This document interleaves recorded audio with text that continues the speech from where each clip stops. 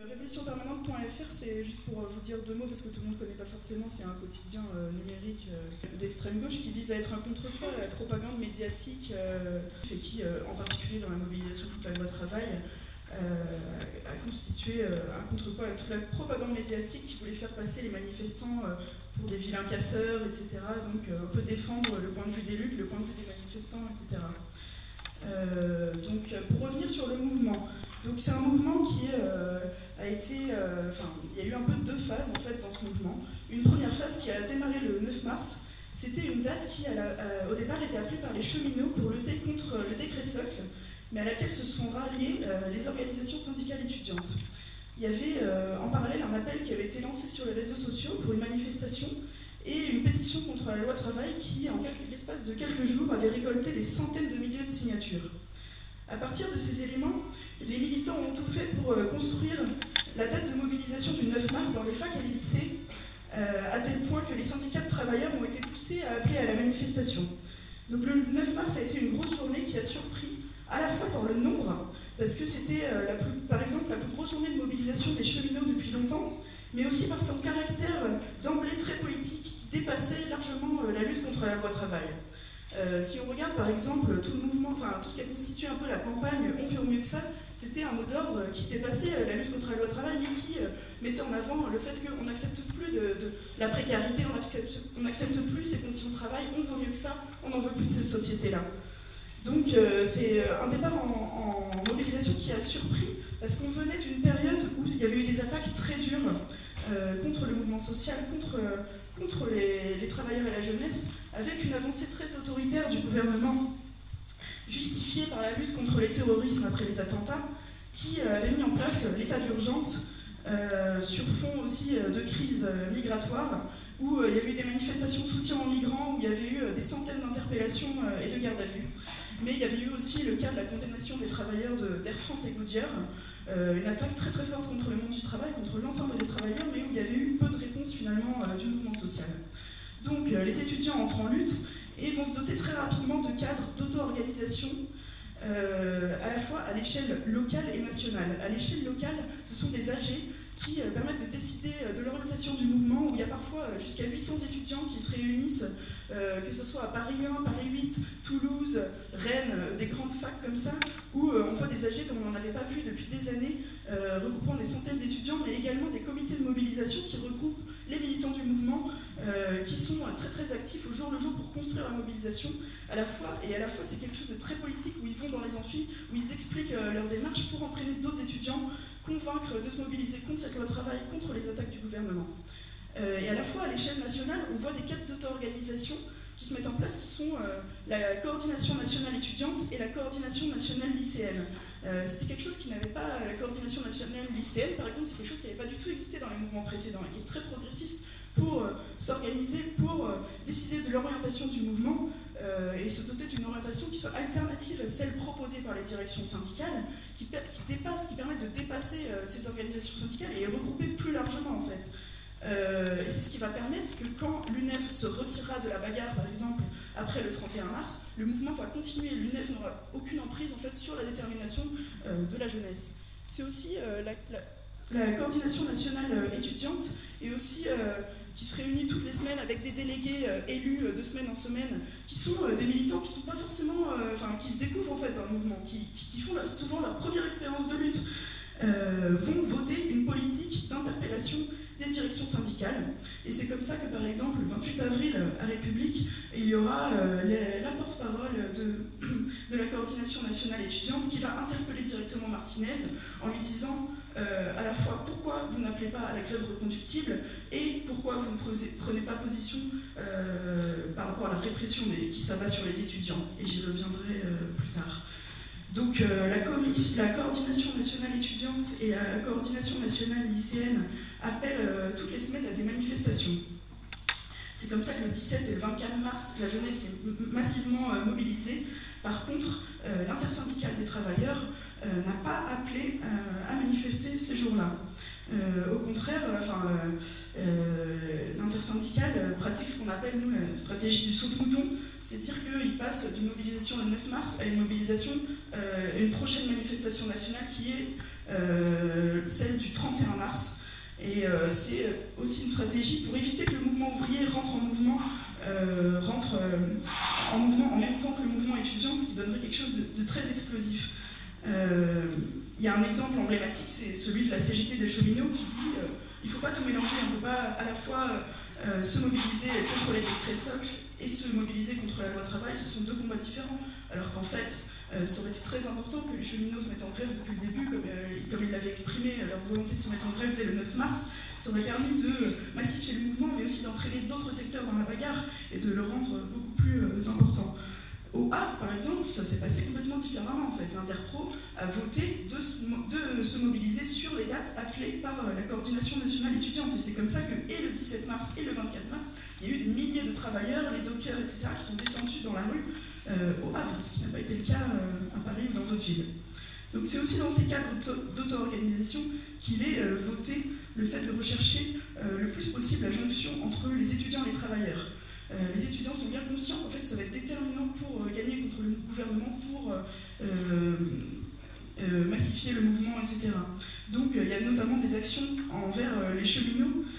qui sont à l'initiative des étudiants, mais aussi l'aboutissement un peu de cette recherche de jonction, ça sera un meeting le 30 mars à Paris-Tolbiac qui regroupe 900 personnes, à la fois des travailleurs, des étudiants,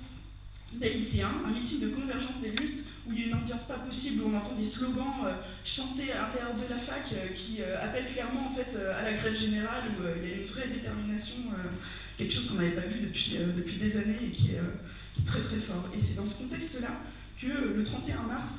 c'est la plus grosse journée du mouvement, avec 1,2 million de manifestants en France. L'intersyndicale avait appelé à une journée de grève. C'était la première fois depuis le début du mouvement que l'intersyndicale appelait clairement à une journée de grève et pas seulement de mobilisation. Mais c'était une journée appelée pour seulement 24 heures, alors qu'il y avait clairement une volonté de se mobiliser plus longtemps. Et c'est pour ça que notamment émerge le phénomène Nuit debout, où en fait le soir du 31 mars, les militants disent on n'accepte pas de rentrer chez nous, on ne rentre pas chez nous, on va occuper une place, on va poursuivre le mouvement parce qu'on compte rester mobilisé et on est bien conscient que c'est pas par des journées perlées qu'on va faire reculer le gouvernement. Donc il y a ce Nuit debout qui se met en place, des occupations tous les jours, où il y a des débats politiques, très politiques qui émergent avec en fait des débats qui dépassent complètement la lutte contre la loi travail. On remet en cause le système capitaliste, on parle de quelle société on veut construire, de qu'est-ce qu'on veut pour notre avenir, pour nos enfants, etc. Et c'est des débats qui sont souvent très politiques et à la fois qui permettent de faire la jonction entre différents secteurs représentés Nuit debout. Donc toute cette première phase du mouvement où c'était essentiellement la jeunesse qui était mobilisée a fait face à une répression impressionnante donc ça a été de la part de la police des gaz lacrymogènes, les coups de matraque, les flashballs, des étudiants qui perdent un œil, des interpellations par centaines, des gardes à vue, mais aussi des CRS qui rentrent dans les facultés occupées. Et c'est quelque chose ça qui est très nouveau parce que depuis 68, il y avait un peu un consensus comme quoi on n'acceptait pas que les CRS rentrent dans les facs. Le gouvernement se croit tout permis et envoie les CRS dans les facultés, ce qui en fait politise énormément la jeunesse mobilisée. Au Havre, c'est différent dans la mesure où le mouvement des travailleurs a déjà pris une telle ampleur que le rapport de force est différent. Les dockers, par exemple, ont établi un communiqué qu'ils envoient à la police où ils disent « si vous touchez à un seul cheveu d'étudiant, on bloque le port ». Et ça, c'est vraiment un exemple de jonction en fait, possible, de prise en charge de la lutte contre la pression par les travailleurs, qui nous semble exemplaire. Donc cette répression radicalise et politise énormément le mouvement. Si on voit par exemple le 17 mars, il y a un lycéen de Bergson à Paris dans le 19e qui est frappé par la police et en fait les images qui sont des images amateurs filmées par des portables font le tour de la France, des millions de vues et ça scandalise énormément à la fois la jeunesse mais pas seulement en fait chez les travailleurs etc. Il y a des travailleurs qui disent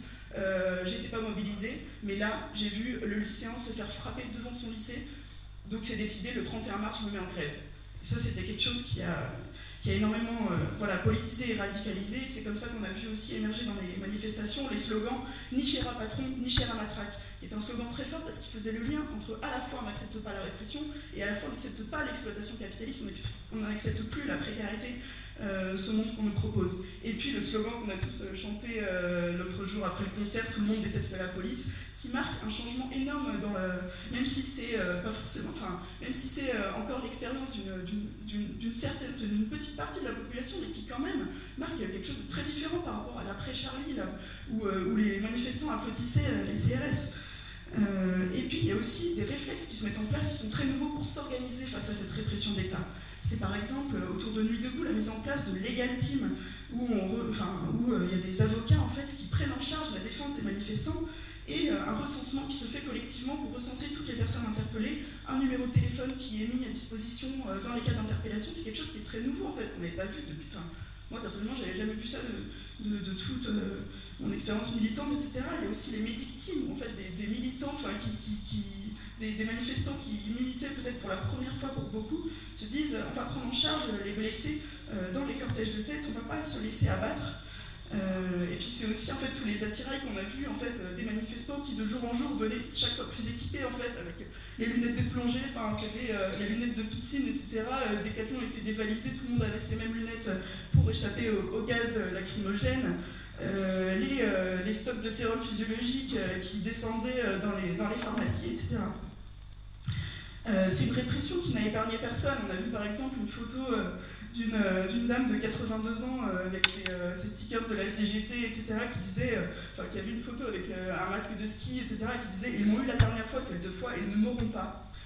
Donc il y avait une vraie volonté de ne pas se laisser faire face à cette violence policière.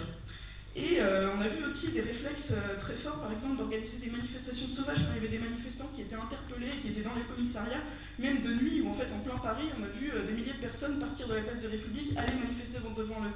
le commissariat pour exiger la libération des manifestants. Donc on voit qu'en fait, ces réflexes face à la répression ont forgé une conscience très différente dans le mouvement, très nouvelle en fait, de solidarité contre la répression. Face à ça, il y avait un blackout médiatique total, quoi. On ne parlait pas du tout des violences policières dans les médias. Au contraire, les médias cherchaient à diviser toujours plus les casseurs et les manifestants. Donc il y avait des bons manifestants et des mauvais casseurs, des mauvais manifestants, des casseurs qui ne savaient même pas pourquoi ils étaient là et pourquoi ils se battaient. Et c'est là que nous aussi, en tant que médias alternatifs, on a cherché à contrer en fait ce discours médiatique généralisé, à dire que les casseurs, c'est le gouvernement et sa police. Quelles que soient nos stratégies de lutte, et on ne partage pas tous les mêmes stratégies, on est tous solidaires face à la répression, on n'accepte pas de se faire diviser. Et jusqu'au bout, on a bien vu que c'est un discours qui n'a pas pris, en fait, ce discours de criminalisation des manifestants. Il y a eu toujours un soutien énorme à la mobilisation, et si on voit par exemple dernièrement tout ce qu'il y a eu autour de l'hôpital Necker où des manifestants ont cassé des vitres, en fait c'est pareil, l'instrumentalisation qu'a voulu en faire Maryse Touraine en disant ils cassent les vitres, c'est un hôpital d'enfants malades, etc. Ça n'a pas pris du tout. En fait, il y a des parents qui ont écrit, des parents d'enfants hospitalisés qui ont écrit une lettre en disant nous n'acceptons pas cette instrumentalisation. Les casseurs, c'est le gouvernement. Ceux qui cassent la santé, pareil, des hospitaliers qui ont écrit ceux qui cassent la santé, c'est le gouvernement. Ce ne sont pas les manifestants. Donc après, il y a eu une deuxième phase en fait, du mouvement qui a démarré mi-avril, début mai, où alors que le mouvement étudiant commençait à montrer certains signes d'essoufflement, les travailleurs entrent en scène avec des grèves très importantes. On voit le 17 avril, par exemple, il y a la grève des cheminots, et puis mi-mai, ce sont les routiers, puis les raffineurs et les dockers qui rentrent en mouvement. Il y a 7 raffineries sur 8 qui, petit à petit, entrent en grève, dont 6 raffineries qui sont à l'arrêt total. Il y a 10 dépôts pétroliers sur 50 qui sont bloqués, avec le soutien de militants extérieurs, de nuits de boutistes, de routiers, etc. C'est quelque chose où il y a énormément en fait, de convergence autour de ces dépôts, du blocage de ces dépôts pétroliers. Le 22 mai, il y a 1500 stations-service qui manquent de carburant. Total perd entre 40 et 45 millions d'euros par semaine. Au Havre, il y a un blocage de la ville complet qui est reconduit de jour en jour. En parallèle, le 10 mai, la loi est passée au Parlement avec l'usage du 49.3. C'est un acte complètement antidémocratique qui à la fois exprime la faiblesse du gouvernement, dont certains de ses propres députés ne veulent même pas voter une loi qui est rejetée par 70% de la population. Ce recours au 49.3 radicalise encore le mouvement, donne encore plus de colère en fait, chez les manifestants qui se sentent complètement lésés en fait, par ce recours autoritaire. Du côté des intermittents, on a des occupations qui pendant tout le mois d'avril vont être très fortes et très symboliques, comme par exemple l'occupation de l'Odéon, de la Comédie Française, des actions dans différentes villes, souvent en lien avec Nuit debout, et jusqu'à l'occupation très symbolique et très forte du MEDEF, qui rappelle les meilleurs mouvements de la lutte des intermittents, et qui a été soumise à une forte répression, où Loïc a été arrêté, mis en garde à vue, et qui est aujourd'hui l'objet de poursuites, comme vous le savez. C'est aussi pour ça que le 28 avril, le gouvernement tente de trouver un accord pour tenter d'éteindre cet incendie allumé par les intermittents, qui ramenait un autre élément en fait, très combatif et très créatif dans la mobilisation et risquait de conduire à l'annulation des festivals. Bon, c'est pas ça qui a eu raison des intermittents qui sont restés mobilisés parce qu'ils n'étaient pas dupes. Et ils ont eu bien raison puisque le MEDEF ensuite a refusé l'accord et que la lutte n'est pas finie. Donc ensuite, ce sont les travailleurs du métro, d'Air France, des centrales nucléaires, d'EDF et même les éboueurs qui sont rentrés dans la grève, en fait, des secteurs qu'on avait peu vus mobilisés, comme par exemple les salariés des centres de traitement de déchets à Paris, qui ont bloqué totalement, pour ce qui est le cas du centre de déchets d'Ivry, qui ont bloqué avec le soutien, pareil, extérieur de militants, etc. Et puis souvent avec une créativité énorme, en fait, des actions très fortes pour rechercher le soutien de la population, par exemple, avec les travailleurs d'EDF, qui ont mené des actions de Robin des Bois, où ils baissaient le tarif d'électricité au tarif d'heure creuse pour les habitants, ou qui ont procédé à des actions très symboliques comme la coupure de courant chez Gattaz. En fait, ça montre en fait la force des travailleurs quand ils veulent, quand ils se mettent en grève, ils sont capables de tout, quoi. Et puis c'est aussi par exemple des actions de cheminots qui ont apporté une aide aux populations sinistrées par les inondations. Ça, c'est des exemples d'actions en fait, qui sont très importantes pour développer les liens, pour développer la solidarité et contrer le discours du gouvernement, comme quoi les travailleurs sont des preneurs d'otages, etc. Donc les travailleurs ont mis une forte pression par leur combativité sur les directions syndicales, sur la direction de la CGT, qui est apparue très combative comme principal opposant du gouvernement. Donc le gouvernement a continué et même accentué sa campagne contre les grévistes en criminalisant la CGT, en les faisant passer pour des preneurs d'otages, et on a même Gattaz qui a été jusqu'à traiter les grévistes et les manifestants de terroristes. Donc face à ça, avec Révolution Permanente, on cherchait justement à diffuser toute cette information qui ne sortait pas dans les médias, dans les grands médias, pour donner la parole aux grévistes et montrer réellement le vrai visage de la mobilisation, des grèves, etc. Et c'était aussi, avoir un média comme ça, c'était aussi le moyen de mener une grande campagne, par exemple, de solidarité avec les cheminots, où on a mené une campagne de photos auprès des usagers pour montrer que la population était solidaire des cheminots en lutte. Et c'est quelque chose, c'était aussi un soutien militant en fait, en allant dans les gares avec les étudiants, etc., d'aller vers les usagers pour faire tourner des caisses de grève, mais aussi pour sensibiliser les usagers à la grève des cheminots et pour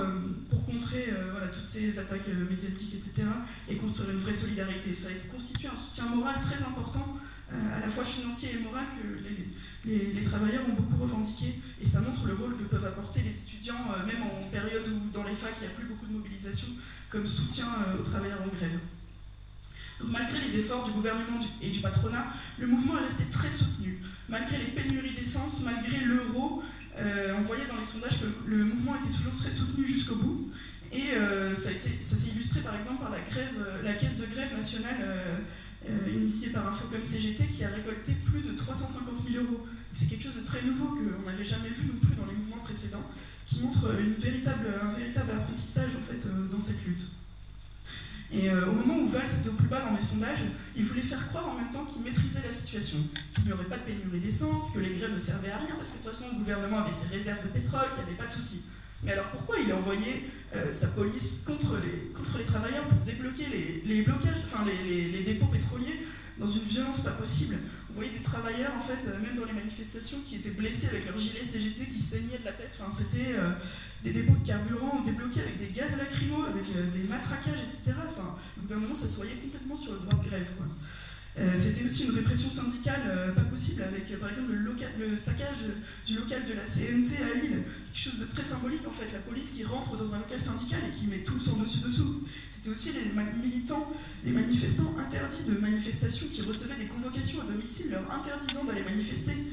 Ça a été aussi le 23 et le 28 juin des manifestations qui ont été interdites, puis sous la pression en fait, des manifestants qui avaient dit on ira manifester quand même, le gouvernement était obligé de les autoriser, mais avec ce qu'on appelait les manifs en cage, je crois, qui étaient complètement encadrés en fait, avec des fouilles à l'entrée, il y avait un contrôle d'accès pour les manifester, quoi. Et puis des interpellations qui ont eu lieu avant même la manif, pendant la manif et après, des manifestants qui étaient empêchés de manifester et mis en garde à vue avant même que la manif commence. Donc voilà, ce deuxième round de la mobilisation a montré une force incroyable de la classe ouvrière quand elle rentre en grève, même s'il n'y a pas eu de grève générale. Et voilà, je vais laisser Élise développer sur pourquoi le gouvernement n'a pas cédé et les acquis et perspectives de cette lutte.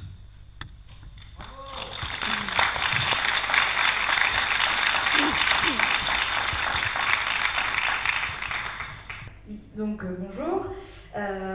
Moi effectivement je vais un peu revenir sur un peu pourquoi le gouvernement n'a pas cédé face à cette mobilisation qui a duré quand même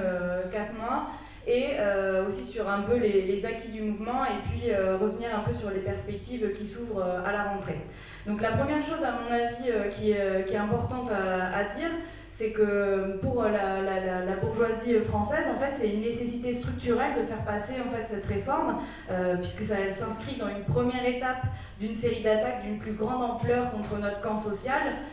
Pour la bourgeoisie française, il s'agit de rattraper le retard en fait, à l'échelle européenne, en fait, où des lois déjà, en tout cas des réformes sont déjà passées dans d'autres pays européens, comme en fait le cas emblématique de l'Allemagne. Et donc la façon pour la bourgeoisie française de répondre et de sortir en fait, de cette crise, en fait, c'est passer par les mesures d'austérité. Je me souviens en fait d'une interview en fait, d'un camarade cheminot qui était en grève, en fait, en tout cas il était invité sur le plateau de BFM TV, il était face en fait à un éditorialiste des Échos et qui lui dit non mais attendez, pourquoi est-ce que vous mobilisez autant contre cette réforme de la loi travail, alors qu'en fait c'est rien en fait face à l'ampleur en fait des attaques et des réformes en fait qui sont en préparation. Donc ça en fait ça montre vraiment que voilà en fait qu'elle est là en tout cas on est dans une phase en fait d'offensive très forte et que face à ça en fait on a un gouvernement très dur et qui change aussi sa méthode en fait, puisque en fait pendant 4 ans en fait il nous a joué le jeu du dialogue social. Là aujourd'hui c'est un changement radical de méthode où en fait il passe les lois en force en faisant passer en fait le 49.3. Et face à ça en fait on a eu une mobilisation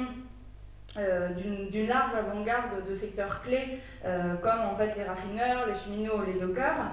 mais il a manqué en fait une mobilisation des bastions de la classe ouvrière comme peuvent l'être par exemple l'automobile ou l'aérospatiale, et que en fait ça montre que la grève doit encore en fait se généraliser à l'ensemble en fait des travailleurs. Par exemple en fait on n'a pas eu une mobilisation massive si on regarde au regard par exemple de ce qu'avait pu être en fait la mobilisation en fait de mai 68 où il y avait en fait 10 millions de travailleurs dans la rue. Donc on n'en est pas encore à ce stade. Et parallèlement, le gouvernement,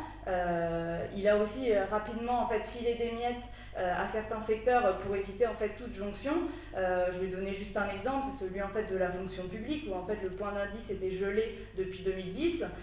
et que là, bizarrement, alors depuis en fait, 2010, le gouvernement martelait qu'il n'y avait pas d'argent, etc., c'était dur, nanana. Et là, tout d'un coup, en fait, il arrive à débloquer des fonds pour dégeler le point d'indice. Alors évidemment, c'est des miettes, puisque 1,2%, c'est évidemment insuffisant, mais voilà, pour dire qu'en fait, il a essayé de un peu désamorcer en fait, les possibles mobilisations et jonctions qui pouvaient émerger en fait, de la mobilisation. Et à mon avis, un autre point essentiel, c'est la question en fait du rôle et de la politique en fait des directions syndicales, puisque en fait comme Flora l'a rappelé tout à l'heure, l'intersyndicale n'a pas mobilisé les travailleurs lorsque les étudiants étaient en mouvement, en évitant en fait le tous ensemble en fait que criaient en fait les étudiants avec leur slogan pour appeler justement les travailleurs à joindre aux étudiants dans la rue. Donc en fait la jeunesse est restée assez isolée dans la première phase du mouvement. Et par ailleurs, en fait, lors d'une interview qu'on avait fait en fait à un cheminot en fait mobilisé contre la loi travail, qu'on avait fait en fait avec Révolution Permanente, il disait un truc en fait qui était très fort. Il nous disait voilà, si on avait en fait regroupé toutes les journées de mobilisation éparpillées les unes derrière les autres, et si en fait on avait fait mener une grève reconductible, en fait on aurait pu gagner parce qu'en fait on a perdu le même salaire, mais en final avec les journées éparpillées, en fait on a rien gagné quoi. Et ce que voulait exprimer en fait ce travailleur, c'est justement tout le jeu en fait de ces journées, de ce qu'elle a parlé tout de suite, en fait des journées saute-mouton qui en fait montrent que pour réellement gagner, en fait c'est totalement inefficace. Une des choses aussi que je voulais ajouter, c'est sur la question en fait des cadres d'auto-organisation. Effectivement, il y a eu des cadres d'auto-organisation comme les étudiants, les lycéens, aussi des assemblées générales en fait des travailleurs en grève, notamment dans les cheminots, mais qui sont posés en fait les défis en fait de décider en fait par eux-mêmes la conduite de leur propre mouvement, mais ces cadres en fait n'ont pas réussi à être une direction alternative au mouvement, et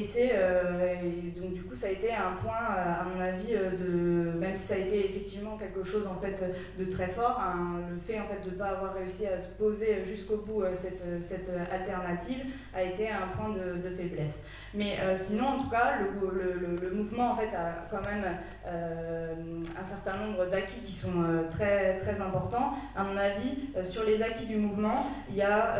la première chose, c'est en fait on voit la régénérescence en fait de la lutte des classes après les 4 ans de dialogue social avec le PS, et on assiste en fait à l'émergence de toute une nouvelle génération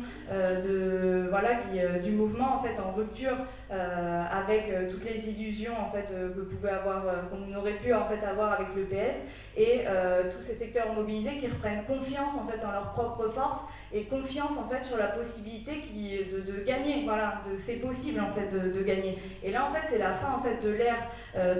du fameux proverbe en fait tchatchérien selon lequel en fait il n'y a pas d'alternative,